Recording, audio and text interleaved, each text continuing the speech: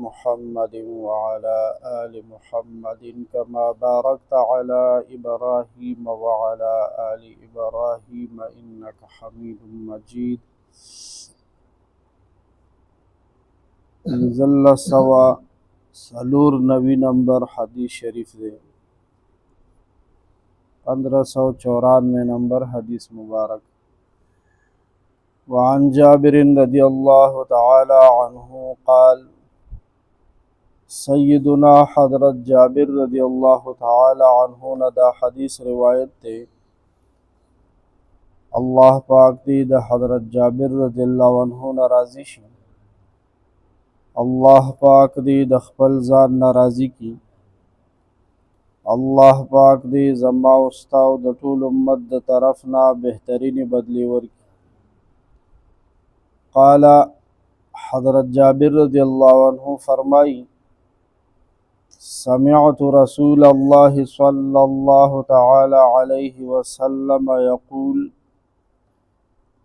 ما پخپلا د جناب نبی کریم صلی اللہ علیہ وسلم نوریدلی دی چې دا ارشاد فرمایلو ان الشیطان قد ایسا تحقیق سرا یقینا شیطان مایوس شوی دی ان د دې خبرنا یعبده المصلون چې مسلمانان د بندگیو کی فی جزیرۃ العرب په جزیرۃ العرب کی مکہ مدینہ سعودی چې کوم ملک دی جزیرۃ العرب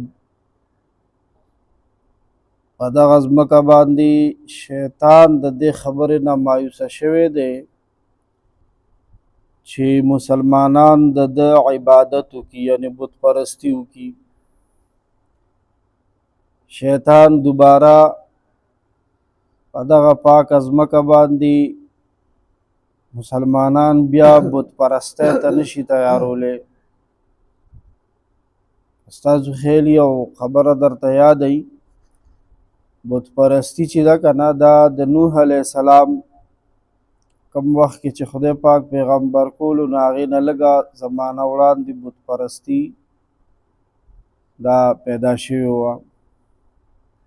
آدم علیه السلام د آدم علیه السلام د وفات نه بعد 10,000 کاله ټول خلق د یوې کلمې لا اله الا الله آدم صفی الله دا کلمه واغه وخت کې د توحید قایلو ټولو د الله د وحدانیت بت پرستی نه وه. نو د شیطان په لمسونه وسوسه باندې د ود سواع یغوس یعوق نصر په نومونو باندې دوی مجسمې جوړې کړي بوتانې جوړ کړه هغې ته په سجده باندې پرېوته. نو بیا الله پاک د هغوی د اصلاح دپاره نوح علیه السلام پیغمبر کو. دا د شیطان په لمسون باندې د بابا آدم علیه السلام بچو بت پرستی شروع کړې وه. د نبی علیه السلام په دغه پاک وطن مکه مکرمه کې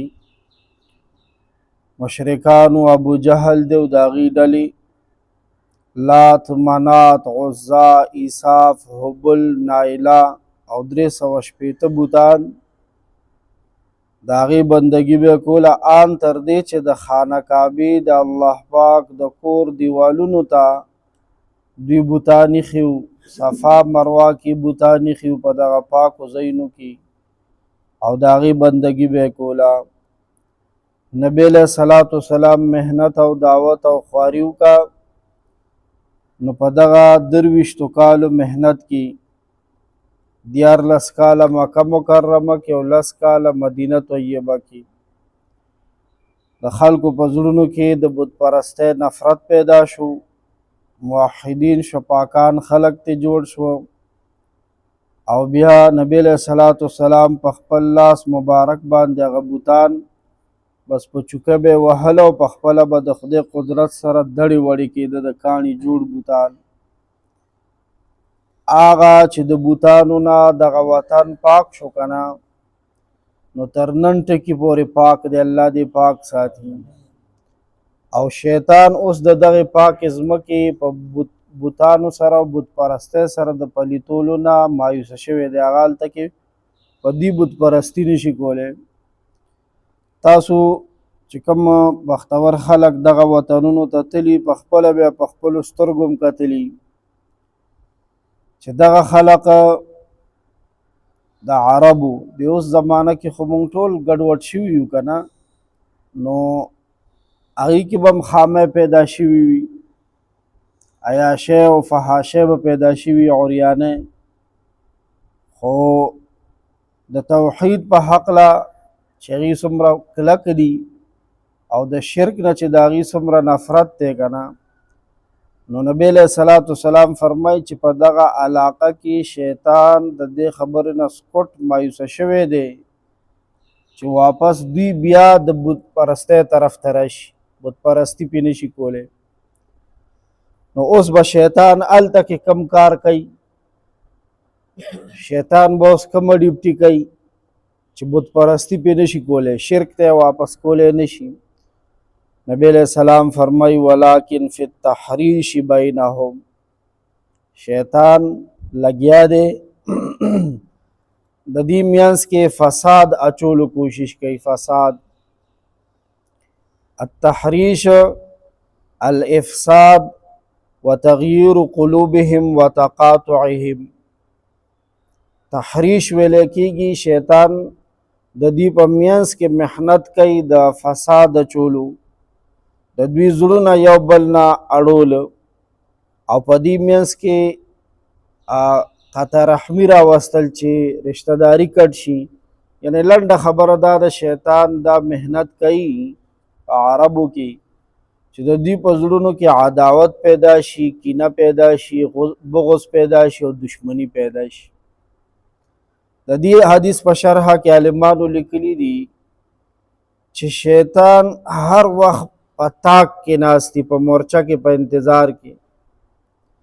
هغه د جزیرة العرب مسلمانان یو که د دغه پاک ځمکې نه علاوه د عجم د ځمکې مسلمانانی، د شیطان محنت دا دی چې دوه کسان دوه خاندان خپلو کې واچوي، خپلو کې یو بل نه مرور کی، عداوت پیدا شي، دشمنی پیدا شي.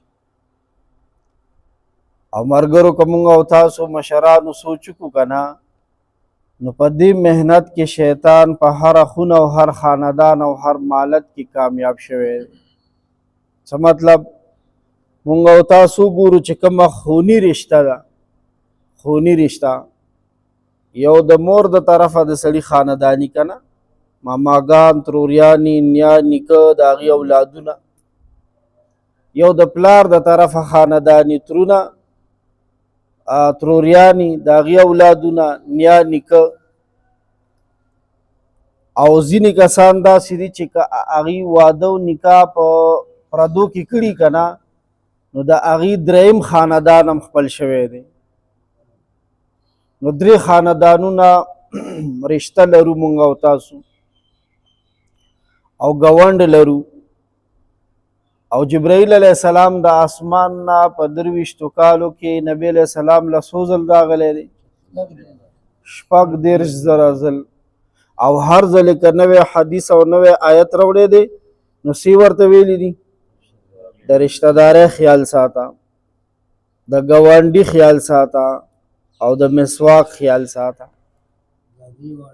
دا درې واړه مسواک خو نبی علیہ الصلوۃ والسلام دومره ډیر شروع کو چې وی ما سره ویره پیدا شوه دا 36,000 چې په 23 کالونو تقسیم شي که نه، نو دا تقریبا اوسطا پر ډے روزانه حساب سره 4 ځل راځي څه د پاس.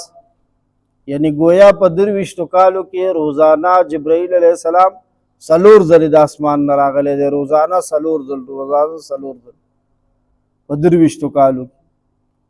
او هر ځلې ویلي دي وي د ګاونډي خیال ساته، د رشته دار خیال ساته او د مسواک خیال ساته. نو اوس که مونږ او تاسو ګورو رشته دارۍ کوم حد ته ورسېدي. د ځینې رشته دارانو منځ کې سرد جنگ روان دی، یخ جنگ. یخ جنگ دی ته وایي چې ټوپک کوتک کنزل گزار خو نشته، خو بس که لږ ته نه د رشته دار تپوس کې تا وهي په هغه تپوس باندې چې دا د هغه تپوس دی ولې رانه کو. که ته ورته یې به غرور دی دی که نه، خور دی ده که نه، پلار دی دی. یقین وکړه د کوم دور کې چې مونږ او تاسو سترګې غړوو د خپل ژوند ورځې شپې سبا کوو او قبر ته ورلنډېږو که نه، زوی او لور د مور او د پلار مخ لیدو ته تیار نه دي چې د هغې مخ وګوري، لرې به نه ځو. او دا د څنګ ملګري نه دي ښځه او خاوند. یقین وکړه دوی د یو بل ماړه شوي دي. د دې ډېرې وجې دي چې دا ولې داسې وشوه. چرته یو رشته داري چې ده، یو خونه، یو نغرې، دا یو درستخان ده د نظره شوی دی. علما اوس وخت کې متوجه دي، فرمایي وایي د ډېرو مسلمانانو ډېر څیزونه نظر اخیستي دي او نظر حق دی. د چا ځواني د نظره شوې ده خو بیماری نه اړوخه کېږي نه. د چا رشته داري نظر اخیستی ده خپلو کې اړوروغېږي نه، غواړي چې موږ د یو درستخان شو، بیا غواړي چې یو موټی شو، خو کېدی نه شي. بد نظر اخیستی، د چا کاروبار د نظره شوی دی، د چا ډیره د نظره شوې ده، د چا څه او د چا څه. او کوم ځای کې د جومات ماحول د نظره شوی دی، چېرته د حجرې ماحول د نظره شوی دی. او څه پکې د دې ابلیس خپل کار روان دی، تحریش. شیطان کوشش دا کوي چې دوو جنګي. د شیطان محنت او کوشش دا دی چې دوو جنګي. نو څه به کوو؟ علاج څه دی؟ علاج څه دی؟ علاج ډېر آسان دی. د دې حدیث په شرحه کې عالمانو یو بل حدیث راوړی دی. نبی پاک صلی الله علیه وسلم فرمایي وی تاسو د شیطان د لمس نه الله پاک سره پناه وغواړئ. د شیطان د لمس نه، د شیطان د لمسون نه، لمسون خو پیژنئ، لمسې څوک راپارکې. او د اوس وخت کې ما خو مخکې هم دا تقریر څو ځلې تاسو مخکې کړی دی چې زمونږ 3 دشمنان دي. یو نفس دی، نفس، یو انسانی شیطان دی، او یو جنی ابلیس د ډلې د اولاد نه شیطان دی. 3 دشمنان مونږ پسې لګېدلي دي او پرېږدیم نه. نفس چې دی دا خو اندروني دشمن دی، هلاکۍ مې د کور دننه د وجود دننه دی، دا زما دشمن دی، هلاکۍ مې. د نفس د حملې علامه هم عالمانو ښولې ده چې کله مې پړه کې د داسې ګناه خیال او وسوسه راله چې هغه ګناه کولو سره میړه خوشحالیږي، لذت او خوند او مزالي، دا په دې وخت کې په ما باندې د نفس دشمن حمله ده. او چې کله د یو ګناه خیال او وسوسه میړه ته راله، ورسره بهانه او دلیل هم رالو، زړه کې مې راشي، مسلمان یم که نه، چې د ګناه خیال مې راشي، دا ګناه، نو ورسره دا خیال هم راشي چې دا خلک به څه وایي چې په دې سپینه ګیره دا ګناه کوي، سره د پټکي دا ګناه کوي، سره د 4 میاشتو دا ګناه کوي. نو مړه خو دا به ورته ووایم نو ګینې دا یو بانه خو مونږ نه اړو چېرته تللی نه، ولې دا خلک لږ ګناهونه کوي چې ته مونږ په دې ملامته کوې چې دا خلک داسې کوي. او یو د انسانانو کې شیطاني موته کې راشي او غوږ ډکوي، وی یو روټۍ کې زهر دي چاته واچي او یو غوږ کې زهر دي چاته واچي. دا د روټۍ د زهرو نه دا د غوږ زهر خطرناک. غوږ زهر پیژنو که غوږ کې ورته خبره وکړي پس پس پس پس خو زړه خو د غوښې دی متاثره شي، چې متاثره شي یو لوی فساد برپا شي، یو لوی قطع تعلق پیدا شي، خفګان پیدا شي. نو دې لپاره علاج نبی علیہ الصلوۃ والسلام ښودلی دی، الله پاک سره پناه، الله پاک سره پناه. اعوذ باللہ من الشیطان الرجیم دا ویل پکار دی. اللہم انی اعوذ بک من شر نفسی ومن شر کل ذی شر.